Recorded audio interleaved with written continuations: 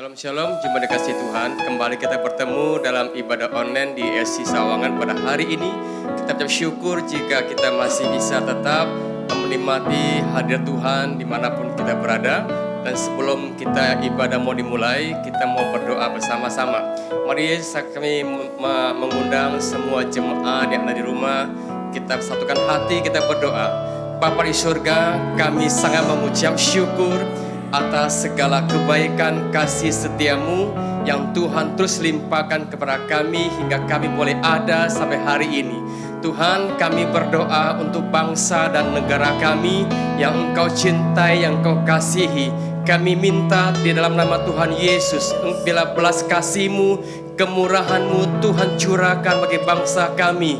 Lawatan Tuhan terjadi bila bangsa kami boleh dipulihkan, bangsa kami dikuatkan, ekonomi bangsa kami terus bertahan. Tuhan, terima kasih. Kami juga berdoa buat pemimpin rohani kami, Pak Niko dan keempat wakilnya. Tuhan juga sertai, Tuhan lindungi, berikan kekuatan dimanapun gembala kami berada. Tuhan juga lindungi sertai gembala rayon kami dan kedua wakilnya. Tuhan, terima kasih buat penjagaan Tuhan sampai hari ini.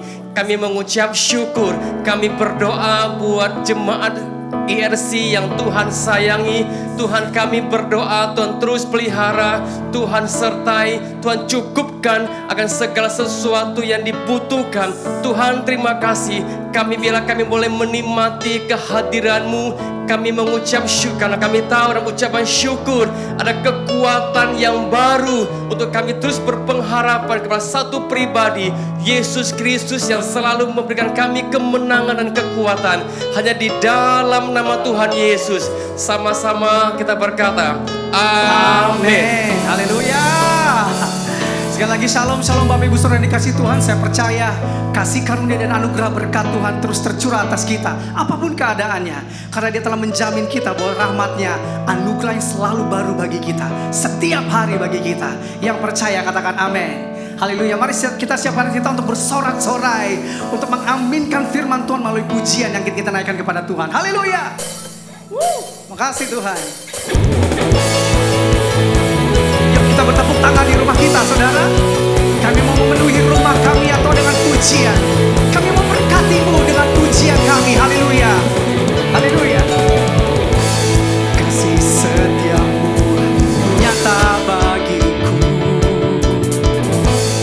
hikmat kebajikan tersedia bagiku. Sebab alasanku lupakan segalanya, sebab anugerahnya sangat besar bagiku. Dengan iman katakan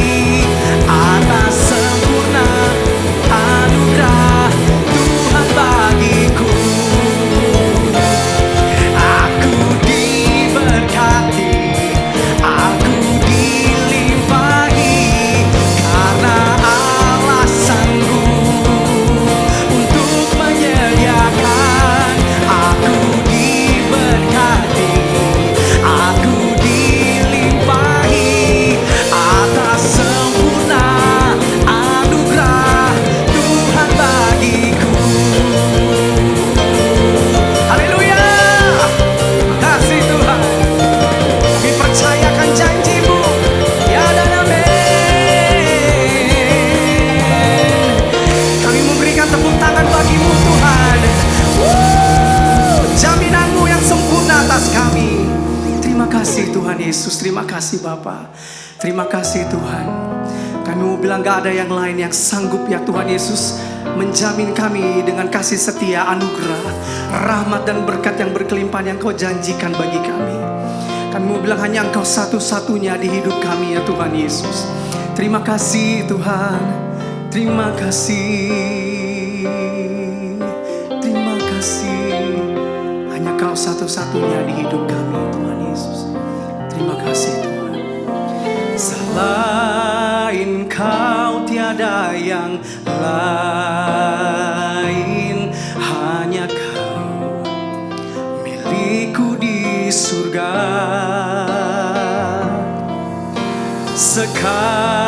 Sekalipun dagingku lenyap, hatiku lelah tak berdaya. Selain Kau, selain Kau tiada yang lain, hanya Kau milikku di surga.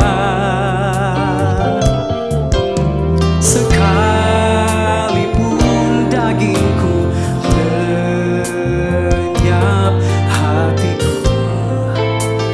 lelah tak berdaya.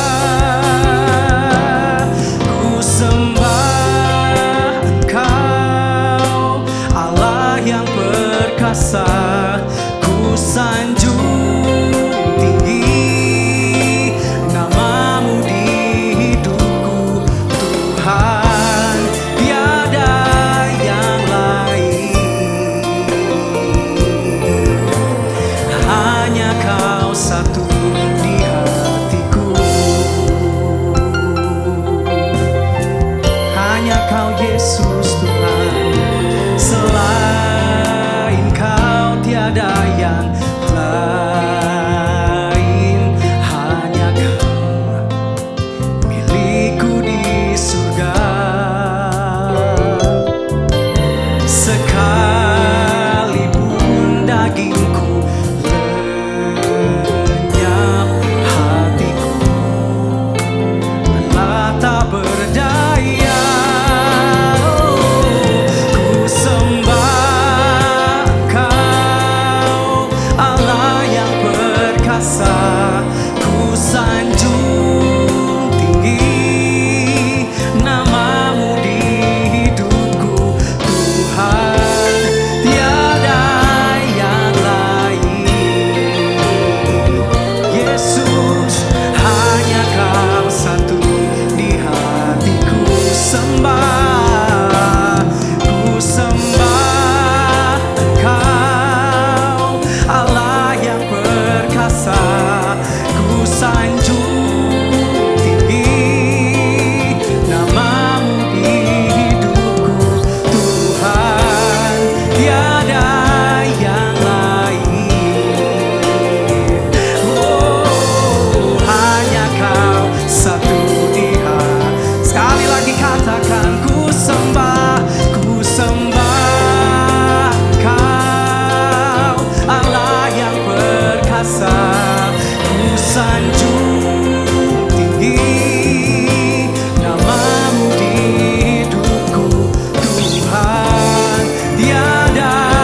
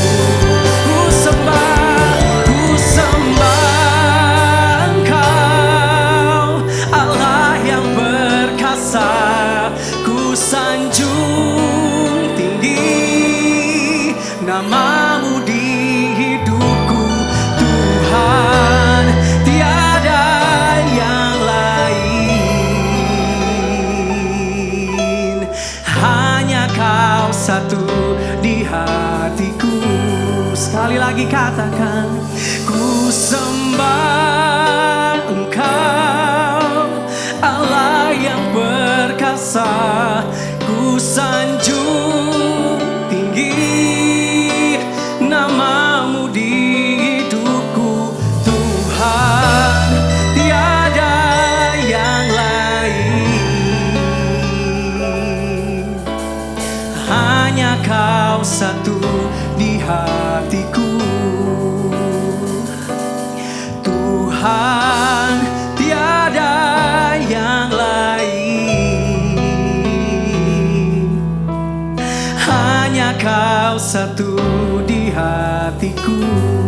Kami panggil namamu, Yesus, tiada yang lain. Hanya Kau satu di hatiku. Yesus, hanya Kau yang ada pada kami, sekarang dan sampai seumur hidupku. Tiada yang lain. Ku berharap, ku mengandalkan hanya Kau, Yesus, hanya Kau, Tuhan,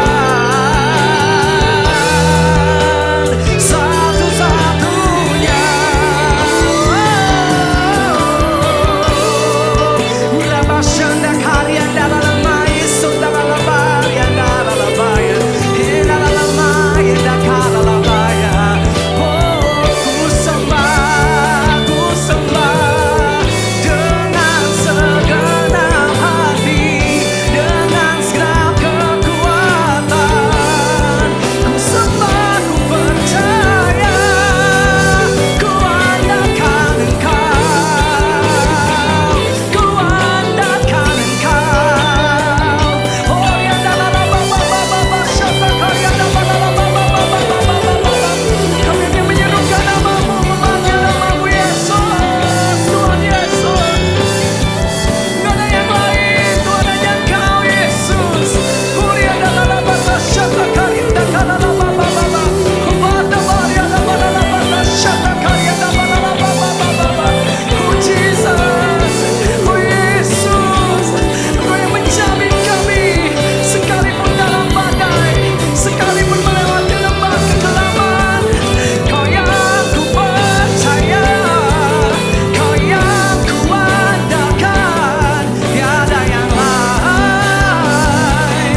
Oh rianda karala batasya karya dalam mayende, oh rianda karala batasya karya dalam baba rianda dalam maya, oh rianda dalam baba kasya dalam baba, oh rianda dalam mayende dalam maya syanda dalam baba.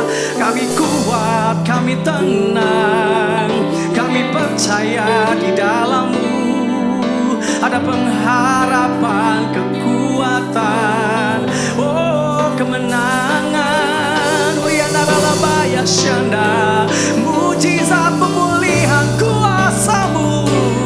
Oh ya naralamaya syata karya naralababa. Oh ya naralababa. Oh ya naralababa. Mari sembah Tuhan, saudara. Mari sembah dalam roh. Mari sembah, panggil namanya Yesus. Mari berseru. Biar hanya Dia, biar hanya Yesus, biar hanya Yesus pengharapan, kekuatan. Murianda kalala pada syata karya dabalala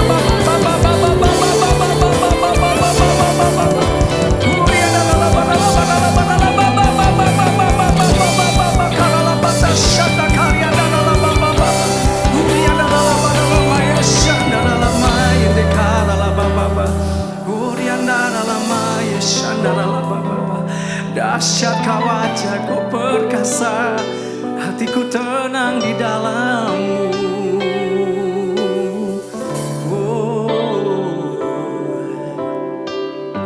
Satu-satunya yang ku andalkan, satu-satunya yang ku percaya. percaya, Engkau sumber kekuatan, sumber pengharapan, sumber kedamaian. Katakan dengan iman, saudara. Satu-satunya yang ku andalkan, satu-satunya yang ku percaya, Engkau Tuhan memberkati, Tuhan penyembuhku, Tuhan pemulihku. Kami bangun iman kami, Tuhan.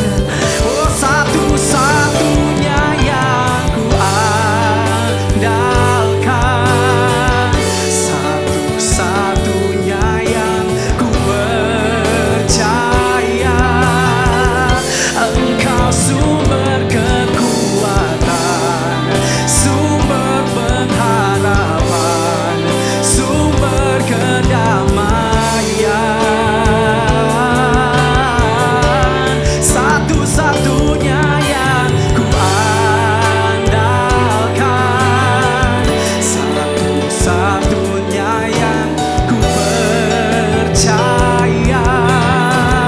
Engkau Tuhan memberkati, Tuhan penyembuhku, Tuhan pemulihku. Kami mengangkat tangan, kami percaya, Tuhan. Satu-satunya yang ku andalkan, satu-satunya yang ku percaya, Engkau sumber kekuatan, yes, sumber pengharapan, sumber kedamaian. Satu-satunya yang ku andalkan, satu-satunya yang ku percaya, Engkau Tuhan memberkati, Tuhan penyembuhku, Tuhan pemulihku.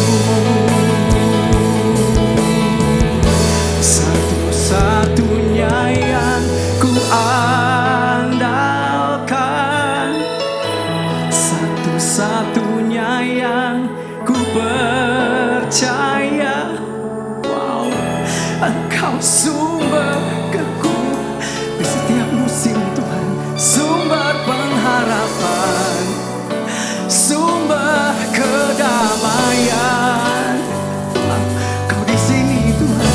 Satu-satunya yang ku andalkan, satu-satunya yang ku percaya, Kau Tuhan memberkati, janji-Mu, Tuhan penyembuhku, Tuhan pemulihku. Engkau Tuhan, Engkau Tuhan memberkati, Tuhan penyembuhku, Tuhan pemulihku. Wow, amin. Engkau Tuhan memberkati, Tuhan penyembuhku, Tuhan pemulihku. Yes. Kita percaya bahwa Allah sumber pemulih, sumber pengharapan, sumber kedamaian, sumber mukjizat. Bukan saja ada di ruangan Anda saat ini. Yang mana hati Anda terbuka untuk memuji, hati Anda terbuka untuk menyembah. Anda meresponi hadirat Tuhan karena hadirat Tuhan bukan sesuatu halusinasi tetapi realita dalam kehidupan kita. Dan realita kehadiran Allah, realita kuasa Allah, realita pengharapan Allah sudah ada dalam kehidupan kita yang meresponi dari awal sampai akhir ibadah ini dengan hormat, dengan respek, dengan sungguh-sungguh. Nah, Sebentar yang akan melayani bukan saya, tapi sahabat saya, Pendeta Billy Lantang. Saya undang khusus dan saya tahu ada pesan Tuhan, dia akan berbicara soal lembah.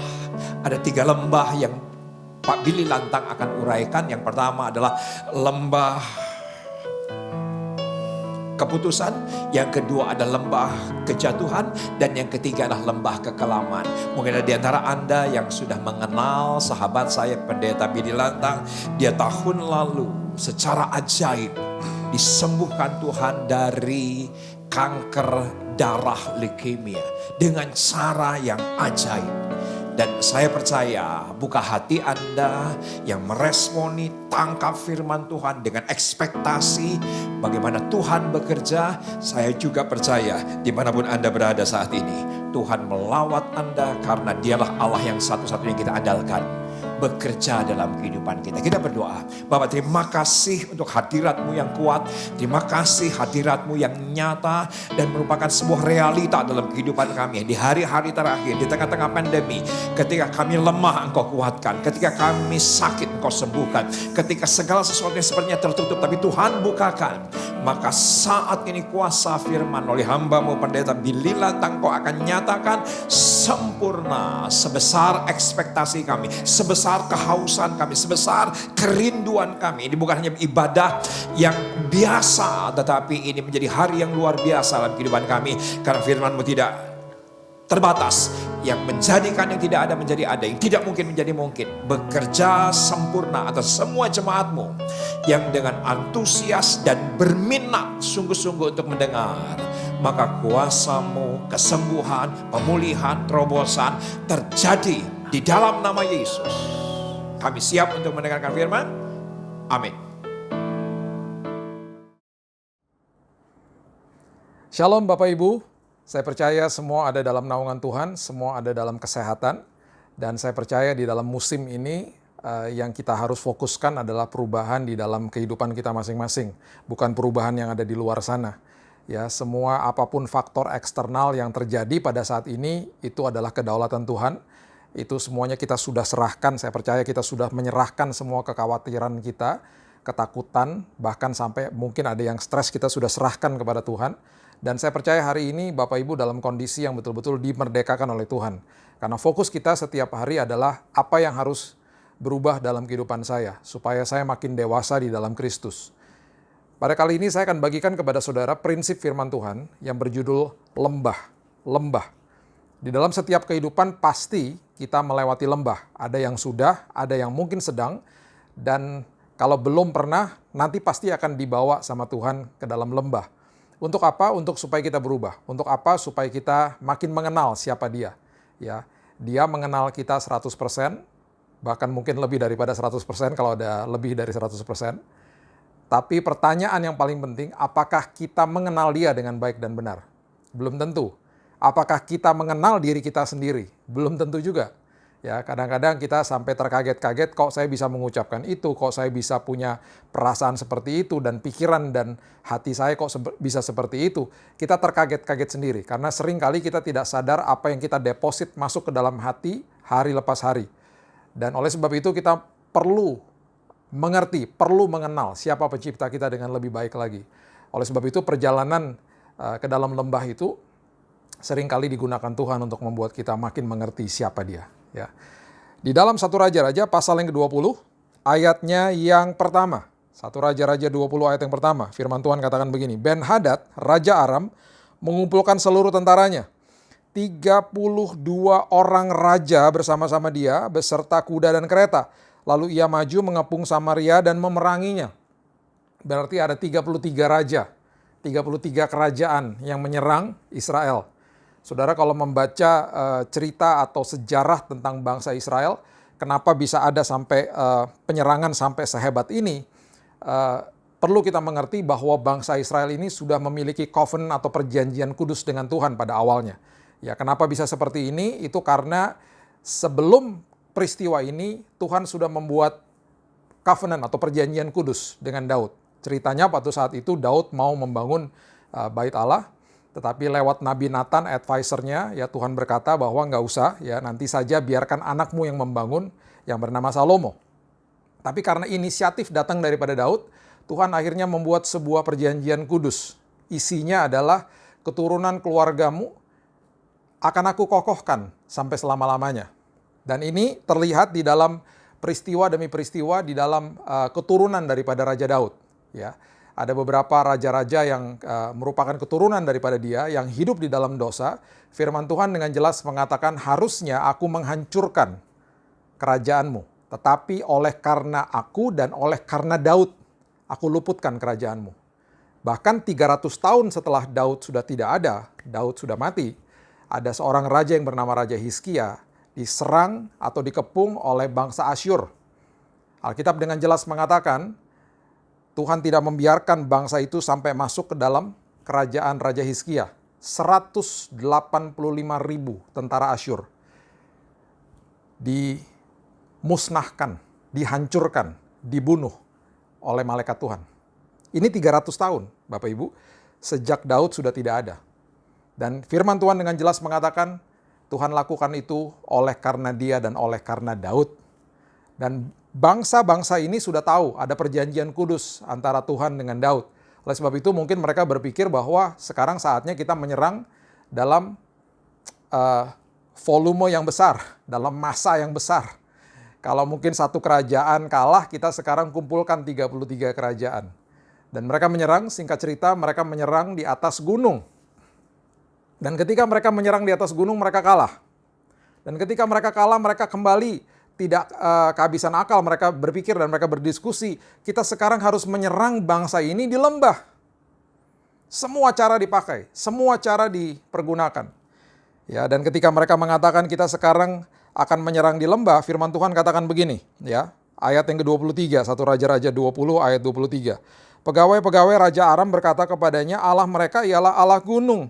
Itulah sebabnya mereka lebih kuat daripada kita. Tetapi apabila kita berperang melawan mereka di tanah rata adalah valley atau lembah, pastilah kita lebih kuat daripada mereka.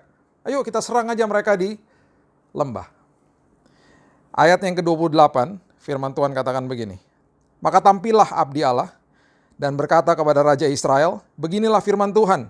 Oleh karena orang Aram itu telah berkata Tuhan ialah Allah gunung dan bukan Allah dataran atau Allah lembah, maka aku akan menyerahkan seluruh tentara yang besar itu ke dalam tanganmu supaya kamu tahu bahwa akulah Tuhan. Dengan kata lain Tuhan mengatakan begini, aku adalah Allah atau Tuhanmu di atas gunung. Dan aku adalah Tuhanmu dan Allahmu ketika engkau melewati valley atau lembah. Aku adalah Allah dalam hidup kita, dalam hidup saudara. Ketika saudara ada di atas puncak gunung, kondisi sedang oke-oke, semuanya sedang adem ayem. Dia juga adalah Tuhan bagi saudara ketika saudara melewati lembah, khususnya pada musim ini, pada saat ini. Ulangan pasal yang ke-11, ayat yang ke-11, mengatakan dengan jelas, setiap kali ada sebuah perjalanan masuk ke dalam sebuah tanah perjanjian, dan kita masing-masing mempunyai tanah-tanah perjanjian yang dijanjikan Tuhan dalam hidup ini, dan Tuhan terus membawa kita, menggiring kita ke dalam janji-janji yang luar biasa. Perhatikan ulangan 11 ayat yang ke-11. Firman Tuhan katakan, tetapi negeri kemana kamu pergi untuk mendudukinya ialah negeri yang bergunung-gunung dan berlembah-lembah, yang mendapat air sebanyak hujan yang turun dari langit. Kemana engkau pergi, pasti ada gunung dan ada lembah. Libatkan Tuhan di kedua aspek itu, karena dia sudah mengatakan dan menyatakan bahwa aku adalah Tuhan atas gunungmu, aku adalah Tuhan atas lembahmu. Saya akan bahas kepada saudara tentang sebuah perjalanan lembah, seorang anak muda ya yang bangun pagi, dan kita sudah tahu cerita ini, tidak pernah berpikir bahwa hari itu dia akan mengubah sebuah tatanan sejarah dalam kehidupan bangsa Israel. Anak muda ini bernama Daud. Anak muda ini kira-kira umurnya sekitar 19 tahun pada saat itu, dan kebiasaan dia adalah ketika dia bangun pagi, dia biasanya siap-siap untuk pergi ke padang dan tidak ada yang lihat di sana. Dia sendiri dan dia mengembalakan kambing dan domba milik ayahnya. Dan di situ dia mengalami banyak perjumpaan dengan Tuhan. Hidupnya dikuasai oleh firman, hidupnya dikuasai oleh Tuhan.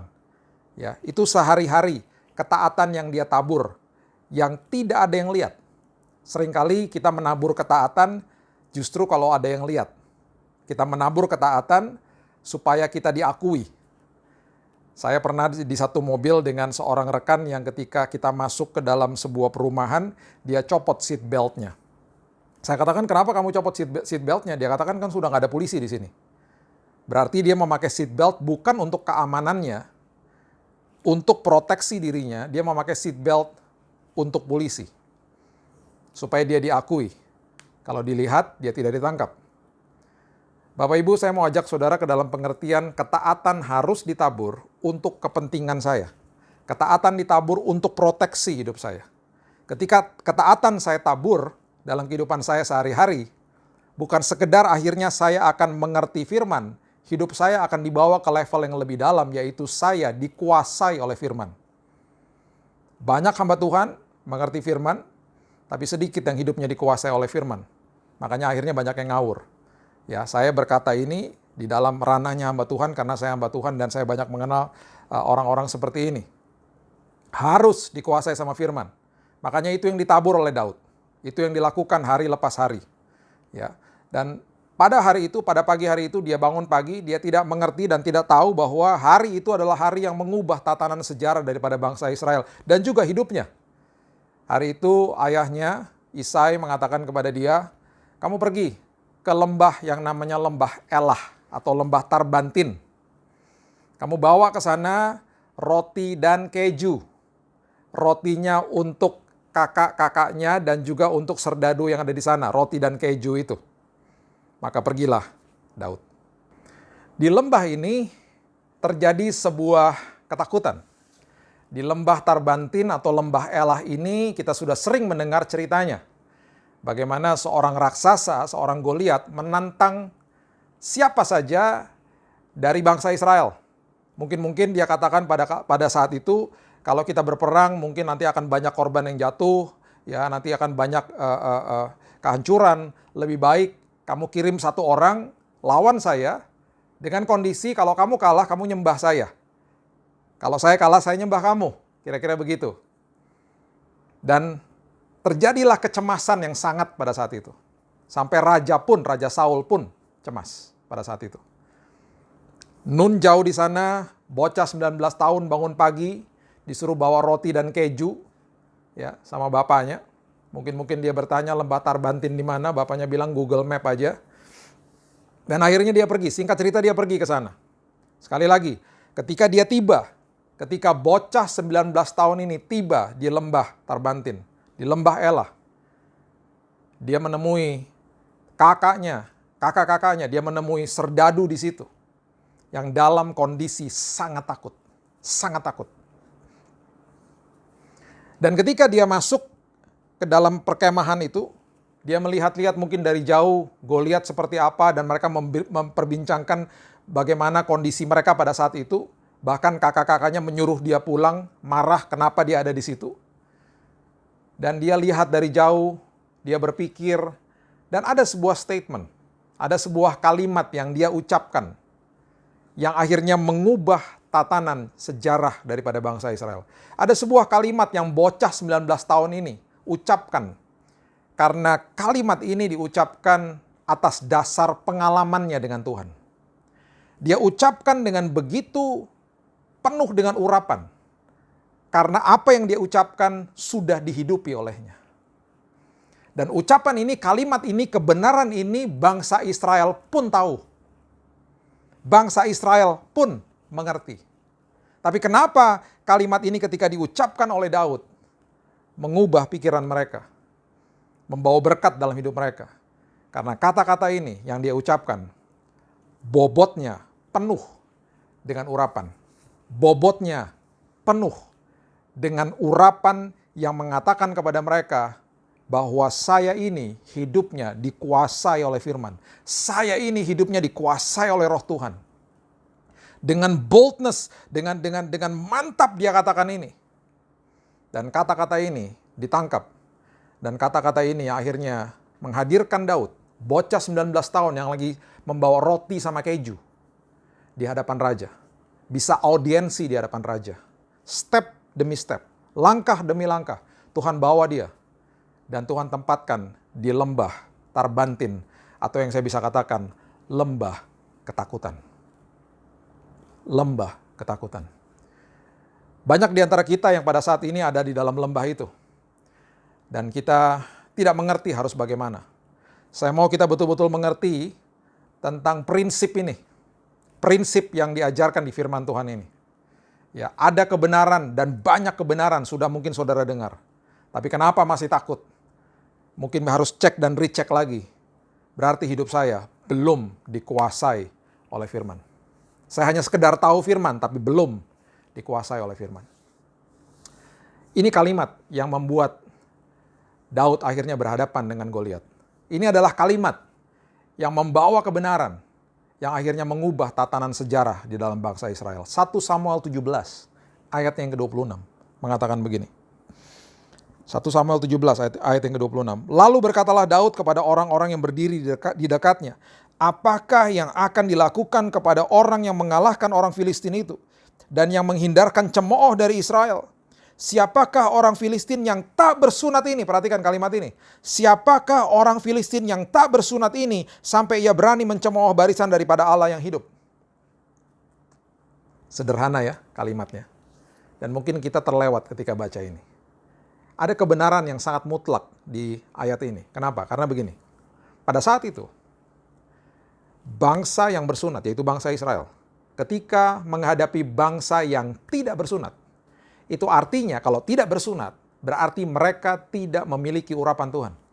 Mereka tidak ada penyertaan Tuhan. Dan siapapun yang berani-berani melawan bangsa Israel, bangsa yang bersunat, pasti kalah. Pasti kalah. Dan kebenaran ini sudah mereka tahu. Jadi harusnya pada saat itu ketika Goliat menantang salah satu dari mereka untuk maju dan berhadapan dengan dia, siapa saja yang dikirim pasti menang. Pasti menang. Dan ini yang Daud katakan, loh, kita kan bangsa bersunat. Kita punya urapan Tuhan. Kita ada penyertaan Tuhan. Kita ada perlindungan Tuhan. Ngapain takut sama dia? Kalimat ini, kembali kebenaran ini, sudah mereka tahu. Mereka sudah mengerti dan mereka semua tahu. Tapi karena kebenaran ini diucapkan oleh bocah 19 tahun yang hidupnya dikuasai oleh firman, mengandung bobot urapan yang luar biasa dan berbeda ketika orang lain yang bicara. Kalimat ini akhirnya membawa Daud ke hadapan raja. Mungkin ada beberapa serdadu kasih tahu kepada Raja Saul dan kemudian katakan bahwa itu ada bocah dan yang dia katakan tuh benar lah. Itu kita juga tahu sebenarnya. Tapi mungkin raja harus dengar apa yang dia katakan. Bocah 19 tahun yang sedang membawa roti sama keju yang tidak tahu apa-apa, dipanggil untuk beraudiensi di depan Raja Saul. Raja yang juga sedang cemas. Dan raja ini kemudian menanyakan kredibilitas daripada Daud dan lain sebagainya. Dan Daud katakan bahwa saya hanya anak dari Isai dan saya sudah biasa mengembalakan kambing domba. Dan sudah biasa saya mematahkan rahang daripada beruang dan singa di padang belantara. Karena bagi saya mereka adalah makhluk-makhluk yang tidak bersunat. Saya adalah pribadi yang bersunat, yang punya hadirat Tuhan, yang punya perlindungan Tuhan. Dan bagi saya Goliat itu sama aja seperti beruang dan singa. Sama-sama tidak bersunat, bentuknya aja beda. Kalimat demi kalimat, narasi demi narasi, diucapkan dan diucapkan. Dan Raja Daud, maksud saya Raja Saul, akhirnya mengatakan dan akhirnya memberikan nasib. Perhatikan ini baik-baik. Raja Saul memberikan nasib bangsa Israel kepada bocah 19 tahun. Raja Saul memberikan nasib bangsa Israel kepada bocah 19 tahun yang sedang bawa roti sama keju. Untuk apa? Untuk berhadapan dengan Goliat. Dia dikasih baju perang, dia tidak mau. Dia dikasih baju yang begitu berat, dia tidak mau, dia hanya maju dengan batu dan umban. Batu dan umban. Sangat sederhana. Kenapa dia begitu berani? Kenapa dia begitu berani membawa batu dan umban untuk melawan seorang prajurit yang dikatakan oleh Raja Saul, dia sudah born as a soldier. Dia sudah lahir dan sudah dibesarkan dari kecil, dilatih untuk perang. Bocah ini tahu bahwa hidupnya dikuasai oleh firman, dikuasai oleh Tuhan. Apapun yang kecil di tangan saya, walaupun itu batu dan umban, ketika aku bermitra dengan Tuhan, sanggup mengalahkan apapun. akan menjadi besar, akan membawa dampak. Tongkat di tangan Musa tidak ada artinya. Ketika bermitra sama Tuhan, lautan terbelah. 5 roti dan 2 ikan tidak ada artinya. Tapi ketika bermitra sama Tuhan, ribuan orang makan. Batu dan umban tidak ada artinya diketawai sama Goliat. Tapi di dalam tangan Daud, sang bocah yang mempunyai pengalaman dengan Tuhan, yang hidupnya dikuasai oleh firman, batu dan umban membunuh Goliat. Saya mau beritakan kabar sukacita ini kepada saudara. Mungkin saudara hanya punya tangisan pada saat ini dan dengkul untuk berdoa. Gak apa-apa saudara, itu hal kecil yang mungkin saudara lihat dan saudara sadar bahwa mungkin gak ada artinya. Tidak. Ketika hidupmu dikuasai oleh firman, dengkul dan air mata bermitra dengan Tuhan menghasilkan perkara besar. Menghasilkan damai yang melebihi akal budi. Menghasilkan sukacita yang melebihi akal budi. Melahirkan wisdom atau hikmat yang melebihi akal budi. Di dalam musim seperti ini. Saudara dan saya sedang ada di dalam lembah ini. Tapi saya mau beritakan kepada saudara, masuk ke dalam dimensi yang baru. Hidup kita harus dikuasai oleh firman. Dan ketika itu kita lakukan, kita akan terlepas dari ketakutan. Bocah 19 tahun, pembawa roti dan keju, bangun pagi, tidak pernah tahu bahwa hari itu dia akan berhadapan dengan Goliat. Goliat bangun pagi, tidak pernah tahu, tidak pernah sadar bahwa dia akan dibunuh oleh bocah 19 tahun, pembawa roti dan keju. Kita bisa ditempatkan di mana saja oleh Tuhan, kita tidak pernah tahu. Persiapkan hidupmu. Dan saya percaya, nanti tiba pada waktunya, bukan sekedar hidup saya diberkati, hidup kita masing-masing diberkati, karena kita dekat dengan Tuhan, tapi membawa dampak bagi orang lain juga. Pada akhirnya, Bapak Ibu, saya mau membawa Bapak Ibu ke dalam pengertian yang lebih dalam lagi. Dari lembah yang hanya sekedar lembah ketakutan. Ada sebuah lembah yang ditulis oleh Daud, karena dia sudah mengalami hal-hal seperti ini. Lembah ini dikatakan oleh Daud adalah lembah kekelaman. Kalau saya bisa beritakan kepada Bapak Ibu, ini adalah lembah yang mungkin embahnya lembah. Karena ketakutan ada di situ, kekhawatiran ada di situ, stres ada di situ, kebingungan ada di situ. Dan semuanya ada di situ. Lembah yang paling gelap. Yang dikatakan lembah kekelaman. Dan itu ditulis oleh Daud di Mazmur pasal yang ke-23. Perikop yang sangat terkenal di ayat yang keempat mengatakan begini. Sekalipun aku berjalan dalam lembah kekelaman, aku tidak takut bahaya, sebab engkau besertaku, gadamu dan tongkatmu itulah yang menghibur aku. Kenapa dia tulis ini? Dalam Alkitab bahasa Inggris, dengan lebih jelas, kalimatnya dikatakan begini. Yea, though I walk through. Berarti apa? Hanya lewat, Bapak Ibu. Hanya lewat. Kita nggak akan selama-lamanya ada di lembah itu, kita sedang lewat. Dan lewatnya sama Tuhan. Kenapa sama Tuhan? Ini buktinya. Dikatakan begini. Yea, though I walk through the valley of the shadow of death. Lembah bayang-bayang maut. Artinya, I will fear no evil, for you are with me, your rod and your staff, they comfort me. Kenapa dikatakan lembah bayang-bayang maut oleh Daud? 3 prinsip. Yang pertama adalah, bayangan selalu tampaknya lebih besar daripada aslinya. Masalah saudara selalu dibesar-besarkan oleh iblis untuk membuat saudara lebih takut. Makanya dia kasih prinsip ini. I walk through. Saya hanya lewat. Saya tidak akan lama-lama di situ, saya akan lewat. Dan selagi saya lewat, saya harus sadar bahwa itu adalah lembah bayang-bayang maut. Karena itu bayangan tampaknya lebih besar daripada aslinya. Yang kedua, bayangan tidak akan pernah bisa melukai saudara. Tidak ada pernah berita yang mengatakan bahwa seorang bapak meninggal karena ditabrak oleh bayangan truk. Tidak pernah ada. Bayangan tidak akan bisa melukai saudara. Dan yang ketiga, perhatikan ini baik-baik. Ketika di lembah itu ada bayangan, itu berarti di lembah itu ada cahaya. Kalau tidak ada cahaya, tidak mungkin ada bayangan. Dan cahaya walaupun kecil, dan itu cahaya daripada Tuhan, itu sudah cukup bagi saudara dan saya. Itu sudah cukup bagi Daud. Itu sudah cukup untuk kita melewati semuanya sampai ke seberang dengan selamat. Karena ada cahaya itu. Makanya kenapa lembah bayang-bayang maut. Itu pengertiannya. Dan itu yang Daud mau sedang sampaikan dalam hidup kita masing-masing. Bapak Ibu mungkin ada beberapa yang sudah mendengar kesaksian saya, mungkin belum. Tanggal 2 Januari tahun lalu saya berhadapan dengan dokter di Singapura dan saya didiagnosa terkena leukemia, kanker darah. Saya adalah orang yang praktisi hidup sehat. Saya makan sehat bertahun-tahun. Dan setelah didiagnosa ada kemungkinan besar terjadi infiltrasi di dalam darah saya akibat deodoran yang saya pakai selama 2 tahun terakhir sebelum tahun 2019 dan saya sudah gatelan dan saya biarkan.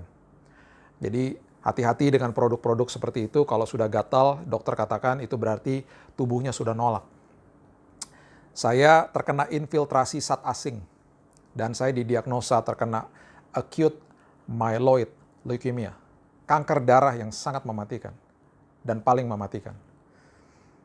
Singkat cerita, saya bertanya kepada dokter, saya bisa nggak dirujuk ke rumah sakit yang lebih murah, karena waktu itu kami diceknya di Mount Elizabeth, ya. Dan itu sangat mahal sekali, karena asuransi saya tidak mengcover, ya. Saya ada asuransi, tapi asuransi saya tidak cover pengobatan di Singapura. Jadi akhirnya dia merujuk saya ke rumah sakit Singapore General Hospital dan istri saya yang sudah bertahun-tahun ada dalam bisnis evakuasi medis, dia tahu bahwa rumah sakit itu sudah tidak menerima pasien dari Indonesia. Tapi karena jalan Tuhan dan perkenanan Tuhan dari awal, penyertaan Tuhan itu selalu cukup. Ya, Tuhan buka jalan. Dia katakan nggak masalah, saya telepon ketua hematologi di sana, teman baik saya. Dia telepon dan kemudian dokter di sana katakan cepat datang dan itu tanggal 2 Januari biasanya dokter-dokter sedang cuti, ya, cuti liburan di awal tahun. Dokternya ada, kami langsung ke sana langsung ditolong karena juga tidak ada banyak pasien pada awal-awal tahun.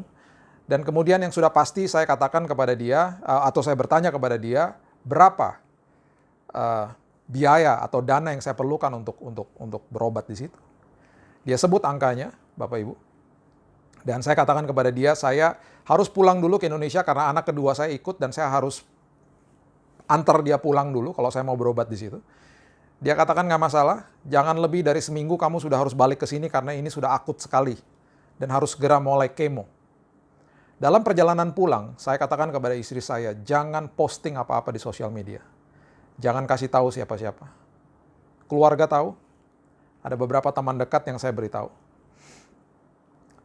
bahwa saya didiagnosa itu. Dan di dalam perjalanan pulang saya katakan begini, saya kalau berdoa panggil dia Daddy. Saya bilang begini, Dad, saya bilang Bapak, Daddy, engkau dengar tadi dokternya bilang berapa biayanya. Dan asuransi saya tidak cover pengobatan di Singapura. Kalau engkau berkehendak, engkau akan siapkan semua dananya. Sekali lagi, saya tidak pernah memberitahu kepada siapa-siapa atau memberikan kode kepada siapa-siapa untuk membantu dan lain sebagainya dalam hal dana untuk pengobatan. Dalam hitungan 3 hari, ketika kami sedang dalam perjalanan pulang, ya, dana yang dokter sebut itu ada di bank saya. Ketika saudara mengerti bahwa kita mempunyai akses kepada Bapa di surga dan tidak angkat telepon untuk bergantung kepada manusia, dia selalu berikan on time. Dia selalu berikan on time. Makanya saya cukup tegas dalam pengajaran ini. Karena saya melakukan ini dan saya praktisi daripada iman. Karena saya mengatakan kepada teman-teman juga yang lain, jangan pernah memalukan, ya, kedaulatan daripada Tuhan kita. Dengan berharap kepada manusia. Tuhan bisa pakai manusia, tapi berharap kepada Tuhan. Singkat cerita akhirnya kita kembali ke sana. Kita kembali ke Singapura, kita mulai pengobatan, yang sudah pasti kita pilih kamar yang paling murah, ya. Dan yang kamar paling murah ini adalah kamar yang berempat. Dan singkat cerita, ketika saya ada di situ, saya sudah dalam kondisi yang akhirnya kerap kali pengen muntah karena saya sudah dalam kondisi yang sangat lemah. Ketika kembali ke Singapura pun saya sudah di atas kursi roda karena kondisi saya makin drop.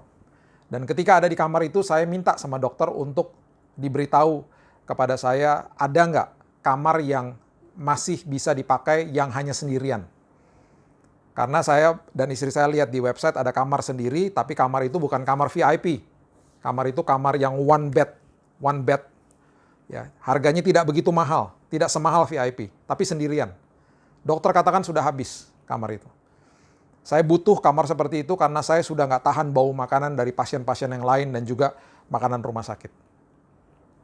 Akhirnya dalam kondisi-kondisi seperti itu, saya selalu bilang jangan mengeluh, kita ngucap syukur saja gitu ya. Dan akhirnya dalam hitungan nggak lama setelah itu, Bapak Ibu, rupanya dokter nggak tahu bicara apa sama pihak rumah sakit, suster masuk ke kamar saya, dan dia katakan Bapak di-granted atau Bapak diberikan kamar nomor 3 di ujung lantai 8 ini. Dan kamar itu adalah kamar yang dikatakan suite room. Suite room itu adalah kamar di atas VVIP. Jadi kamar yang paling baik. Karena ada ruang tamunya dan besar sekali, ada kulkasnya dan betul-betul sudah seperti hotel dalamnya.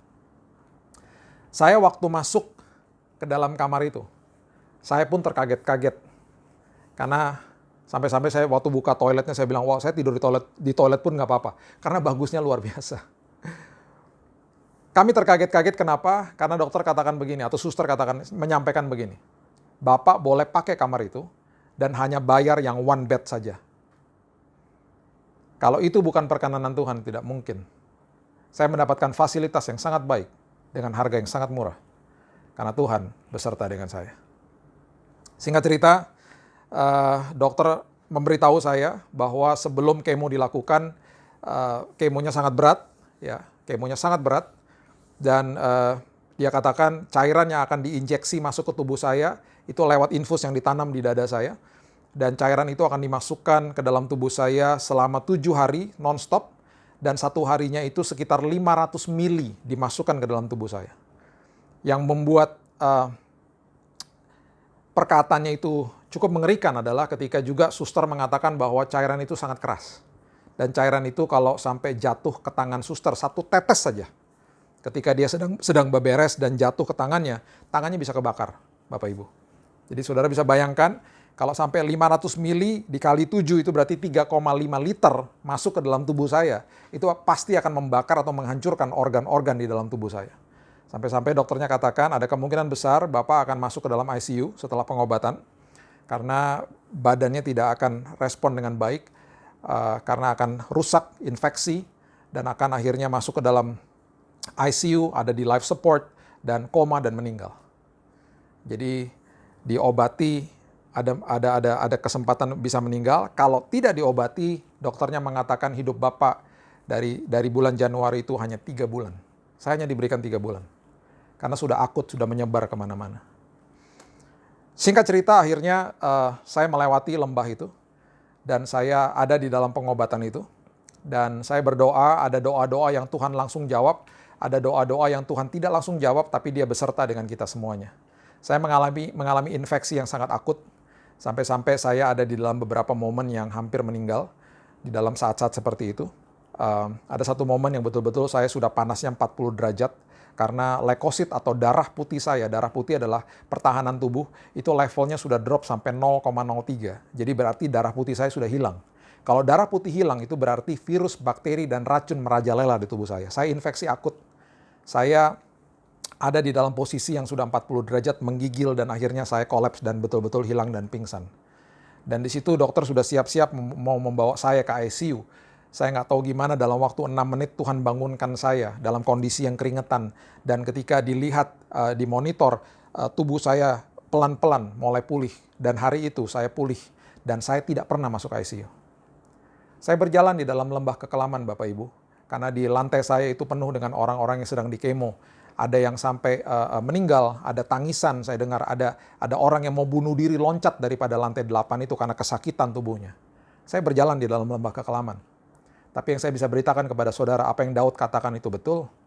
Karena Tuhan tidak pernah kasih lampu sorot. Tuhan tidak pernah kasih lihat ujung daripada terowongan. Tapi dia beserta dengan saya hari lepas hari. Dengan pelitanya yang cukup untuk melihat setapak demi setapak. Tapi justru itu yang menstimulasi iman saya. Dan juga istri saya. Bapak Ibu, singkat cerita, di bulan Februari setelah 1 bulan pengobatan, saya dicek kembali. Dan dokter membawa saya ke dalam ruangannya dan dia katakan begini. Dia katakan, Pak, kami sudah cek. Dan hari ini saya mau mengatakan bahwa kami tidak bisa menemukan satupun sel kanker dalam tubuh Bapak. Hilang. Dan saya tidak pernah lupa kata-kata dia, you are clean. Bapak bersih. Bapak Ibu, setiap kali saya memberitakan ini, saya dalam kondisi yang selalu pengen menangis. Karena mengingat kebaikan Tuhan dan mengingat pengalaman bersama dengan Tuhan. Saya mau memberikan pesan ini kepada Bapak Ibu sekalian. Jangan mengeluh, jangan komplain, maju dengan ucapan syukur. Itu yang kami lakukan. Maju dengan ucapan syukur. Kami yang melewati itu sangat berat, Bapak Ibu. Karena istri saya harus bersama dengan saya. Anak saya yang pertama menghadapi ujian kelas 3 SMA. Anak saya yang kedua mengalami ujian SD pada saat itu. Dan itu adalah semester akhir mereka. Dan mereka tahu bahwa bapaknya mengalami penyakit yang sangat kronis. Dan saya divonis 3 bulan untuk hidup. Kami semua melewati lembah yang begitu berat tahun lalu. Tapi dengan bangga saya bisa katakan, saya sampai ke seberang karena Tuhan berjalan dengan saya. Sekali lagi, saya mau beritahu ini kepada Bapak Ibu dan ini sudah saya sering katakan di mana-mana. Banyak orang datang kepada saya mengatakan begini, Bapak mendapatkan berkat kesembuhan. Bukan. Berkatnya adalah saya, keluarga saya diubahkan Tuhan. Kesembuhannya bonus. Kesembuhannya bonus.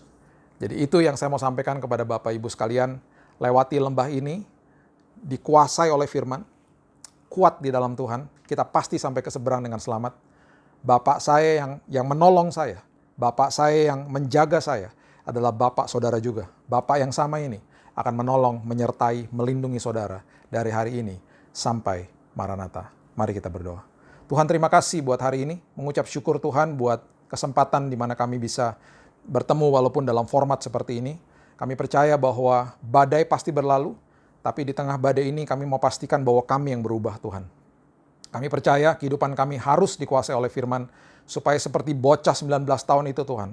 Daud menghadapi apapun di depan matanya. Dia tidak tahu hari itu dia akan diperhadapi dengan sebuah cobaan atau ujian, atau kesulitan, atau kesengsaraan. Dia tidak tahu, tapi dia siap. Kenapa? Karena hidupnya dikuasai oleh firman. Kami mau seperti itu Tuhan, kami tidak mau tunda ketaatan, kami mau melakukan sebaik-baiknya setiap hari menabur ketaatan kami Tuhan. Untuk supaya kehidupan kami makin baik, makin luar biasa, makin terproteksi. Kami percaya bahwa hari-hari ini merupakan hari-hari yang luar biasa karena kami mengalami kemenangan demi kemenangan bersama-sama dengan Tuhan. Walaupun masalah masih ada, tapi kami mengalami kemenangan di dalam Tuhan. Setiap hari dalam kehidupan kami. Terima kasih Tuhan, Tuhan yang menolong aku adalah Tuhan juga akan menolong siapapun yang yang menonton video ini Tuhan, khotbah ini pada hari ini. Siapapun yang sedang dalam kondisi sakit, aku berdoa, mereka disembuhkan dalam nama Yesus. Disembuhkan saat ini juga dalam nama Yesus. Kuasa kesembuhan yang menyembuhkan aku, kuasa ini adalah kuasa yang menyembuhkan siapapun yang menonton dan percaya pada saat ini. Terima kasih Bapa. Aku serahkan kehidupan kami dalam tangan Tuhan. Dan kami akan melihat tangan Tuhan yang luar biasa ada bersama-sama dengan kami sampai ke seberang. Dalam nama Yesus Kristus Tuhan kami sudah berdoa dan mengucap syukur. Kita sama-sama katakan, amin. God bless you.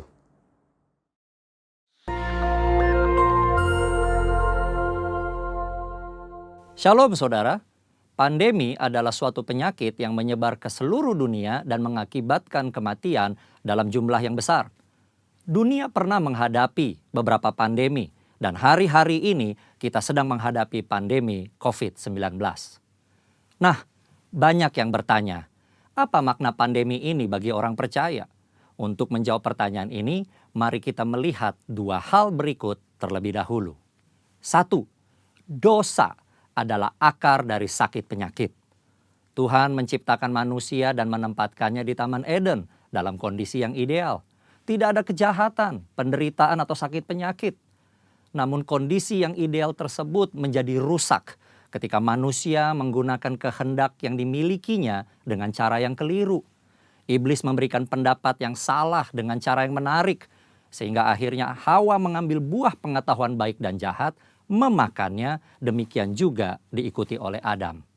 Akibatnya, dosa masuk ke dalam kehidupan manusia dan menurunkan kutuk, sakit penyakit, kekacauan, dan kematian kekal. 2, anak-anak Tuhan tinggal di dalam dunia yang berdosa. Kita perlu mengetahui bahwa kita sebagai orang percaya tinggal di dalam dunia yang sudah jatuh dalam dosa. Oleh karenanya, anak-anak Tuhan sangat rentan terhadap akibat-akibat dosa. Namun buat anak-anaknya, Tuhan memberikan perlindungan yang luar biasa. Ada pagar yang mengelilingi anak-anak Tuhan yang tidak dapat ditembus oleh si jahat. Jika si jahat ingin mencobai anak-anak Tuhan, mereka memerlukan izin dari Tuhan. Dan salah satu syarat Tuhan adalah pencobaan itu tidak boleh melampaui kekuatan manusia. Kita harus ingat, diberikan izin atau tidak, itu adalah kedaulatan Tuhan.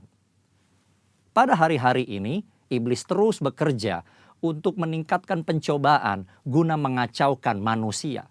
Sehingga manusia tidak fokus pada Tuhan dan rencananya.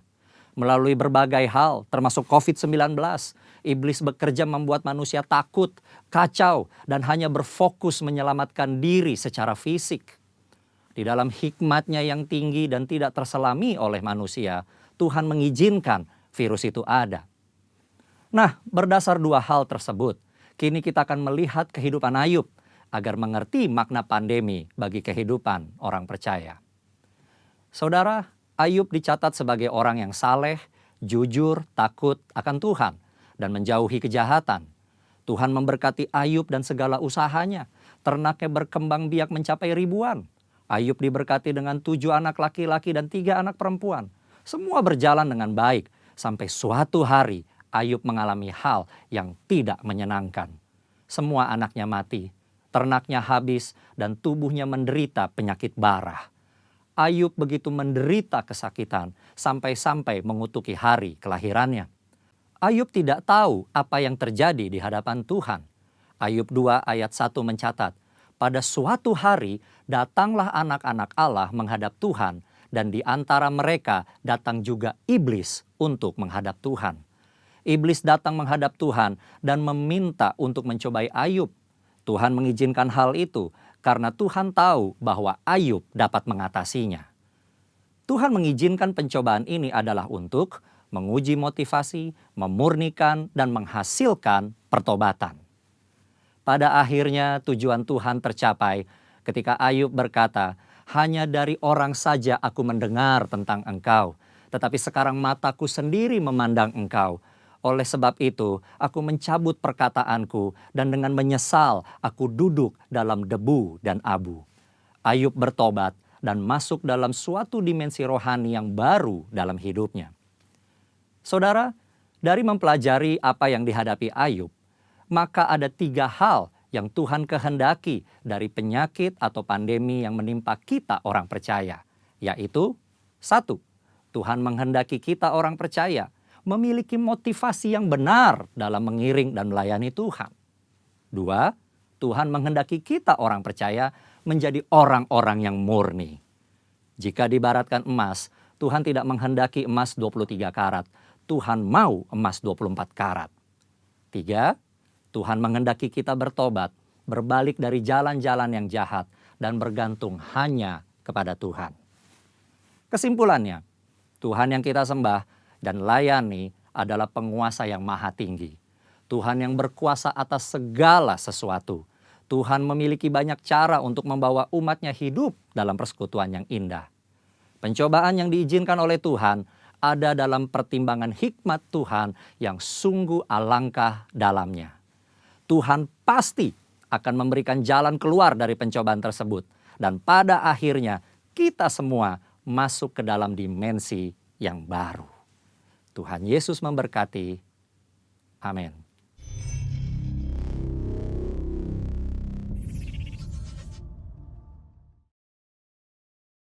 Puji Tuhan, saya percaya lawatan Tuhan nyata, firman Tuhan diberitakan, kuasa Allah bekerja, Dia bekerja tanpa batas. Kita bersyukur kepada Allah bahwa Dia tidak bisa dibatasi oleh ruang, tidak bisa dibatasi oleh waktu, Dia tidak bisa dibatasi oleh hukum kebendaan sekalipun.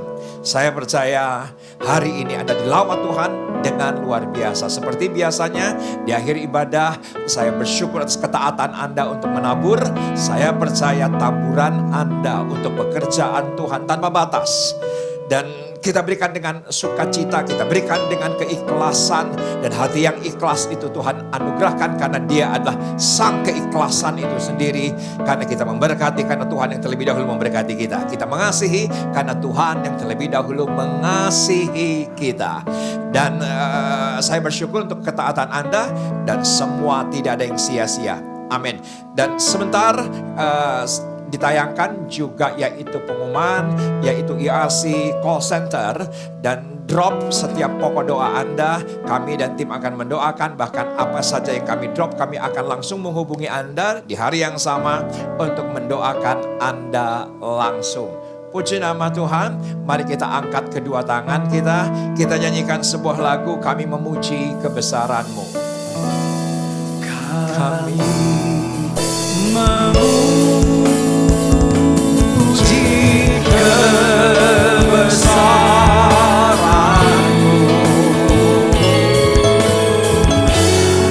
ajaib Tuhan, ajaib Tuhan.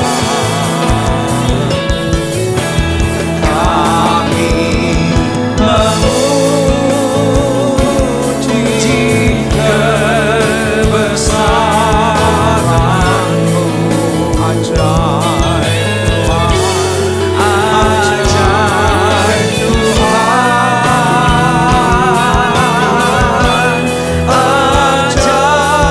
Tuhan, ajaib Tuhan, ajaib, ajaib Tuhan, ajaib Tuhan.